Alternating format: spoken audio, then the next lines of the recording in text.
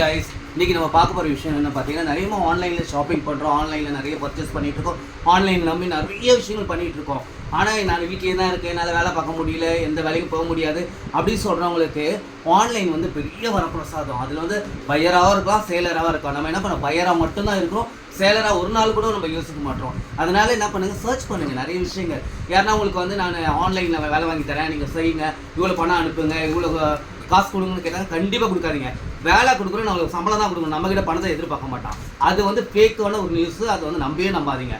ரெண்டாவது விஷயம் பார்த்தீங்கன்னா, இன்னொருத்தர் சொல்கிறாங்க, உங்களுக்கு நான் வந்து சப்ஸ்கிரைப்ஸ் ஏற்றி தரேன், நீங்கள் பணம் அனுப்புங்கன்னு வச்சுங்களேன். அந்த மாதிரி விஷயம் பாட் அக்கௌண்ட்டை வச்சுட்டு நம்ம வந்து ஏமாத்துகிற விஷயம்.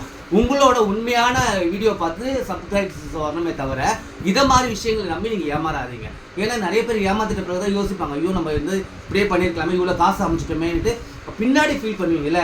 அந்த மாதிரி ஒரு விஷயத்த பண்ணாதீங்க. நேர்மையாக வரதான் நிற்கும் எப்பயுமே. நம்ம வந்து முன்னாடி போயிட்டு லஞ்சம் கொடுத்துட்டு போகிறதெல்லாம் கண்டிப்பாக நிற்காது. உங்கள் திறமைக்கு ஏற்ற வேல்யூ போய் தேடுங்க. நம்மளுக்கு ஏற்ற திறமைக்கு தான் நம்மளுக்கு வேல்யூ கிடைக்கும். ஓகேவா? தேங்க்யூ.